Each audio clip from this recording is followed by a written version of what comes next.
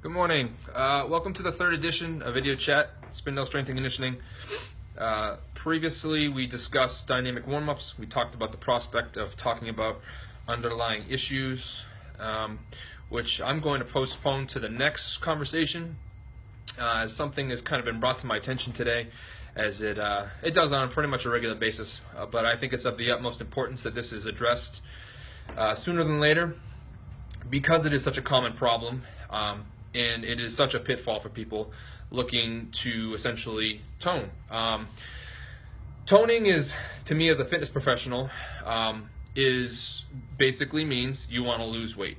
A lot of people don't really understand that when they say they want to tone, that's basically what they need to do, is to lose weight.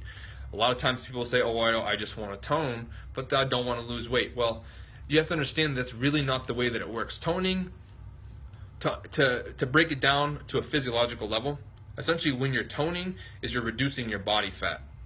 So everyone has a beautifully sculpted physique underneath your body fat, just like you used to see in anatomy class. The more body fat you have, the more it's covering it up. So if you want to see more of those muscles, you want to see more of that definition, those contours, you want more vascularity, you want to look more fit in that sense, what you have to do is you have to shed that excess fat. This has nothing to do with how you train. In fact, that old saying that, oh, if you lift heavy, it's going to make you bulky, it's going to make you manly, completely wrong. And I can't tell you how much and how tired I get of having to have this conversation with people and explaining to particularly women that no, lifting heavy is not going to make you bulky. No, it's not going to make you look like a man. Why not? Because you're a woman. You don't have as much testosterone. You don't have the hormonal capacity to be or look like a man. In fact, if you're seeing more muscle, you are essentially getting what you want. You're toning because you're seeing that muscle more. Sometimes it gives the illusion that you are looking more masculine, or you're looking bulkier. But in a sense, one of the reasons we do measurements, so I can show you, your arms look more defined, but they're actually smaller. You may not realize that because we're too fixated on superficial looks and the way things basically appear in the mirror. And as a fitness professional, it's my job to explain to you that this is not something you want to focus on. And if it is, do not blame your training when you don't lose the weight and you don't see the toning, or if you gain 10 pounds. That is not the training's fault. It's not because you're lifting heavy. It's not because you're training hard. It's not because you gain muscle easy. It has nothing to do with that. It's simply because you're probably abusing your diet. You're probably consuming too many calories through liquid or sweets or fats, whatever the case may be. That needs to be your primary focus if you want to tone. With that being said, training hard is the best way to benefit your metabolism, to get metabolic benefits that will in turn connect and help you tone, and it will change your body composition over time. But if you're looking to get that swimsuit body, and you only got 6 months in crunch time, lifting harder, lifting heavier is not going to become any quicker. What is going to make it come quicker is your diet. That's what it comes down to. Obviously, the better you train, the better your program is, the better periodization, the harder you train, the more lean body mass you put on, the higher your metabolism, and the more you're going to burn calories, and that will assist in your weight loss and your toning. However, it's easily sabotaged by a poor diet. So, just so I'm clear, it does not matter how many calories you burn within your workout. That does not dictate whether or not you're doing a toning workout or whatever. It doesn't matter. Like, exercise in your training modules and the techniques that you decide or you plan to incorporate should be incorporated to essentially acquire certain physical attributes. If you want to be fit, to me, fit means being powerful. It means having strength. It means having balance.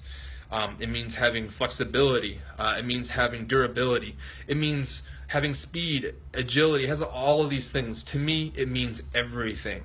And if you want to look fit, to me, you damn sure better actually be fit. Otherwise, to me, it's just a facade. So if we're talking about training, then strength and conditioning is the way you want to go, because we focus on every single aspect. If you want to tone, you can get that, and you're probably going to supercharge your results by getting invested in a good strength and conditioning program, because you're going to basically like we talked about with a dynamic warm-up, you're going to stimulate all these motor units to start firing, which is going to have this metabolic benefit on your body and your metabolism.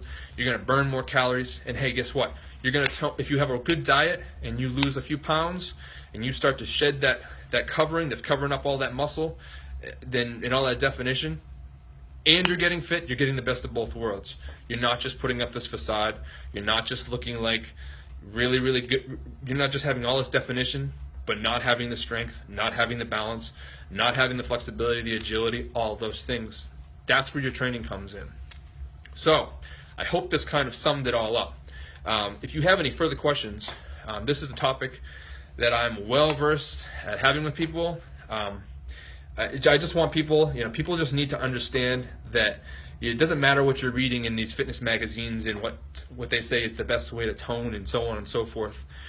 Science doesn't lie, and at the end of the day, you want to get the most bang for your buck in your training, and training hard is the best way to do that. Training with a well-balanced program, pushing yourself, trying to strive for those PRs, seeing that progression month to month, cycle to cycle.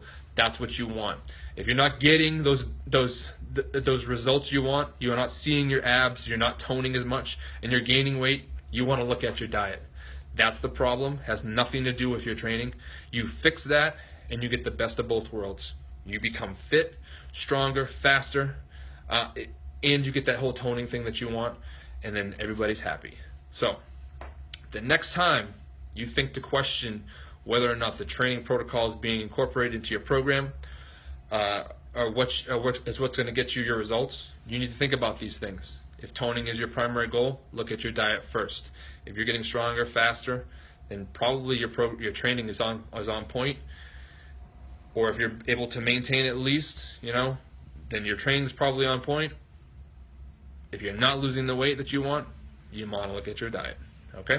If you have any other questions, next week we will discuss underlying issues and how they tend to show their ugly heads. Basically, we're talking about injuries that tend to pop up when we start getting back in shape. We will discuss those in the next video chat. Once again, if you have any questions or topics you want to discuss, please post in the comments. Please feel free to share. The gym expansion is going well. We're a little overdue, but still looking for the middle to the end of April. And soon things will be rock and rolling. Until we meet again, this is Bobby signing off. Have a good day. Bye.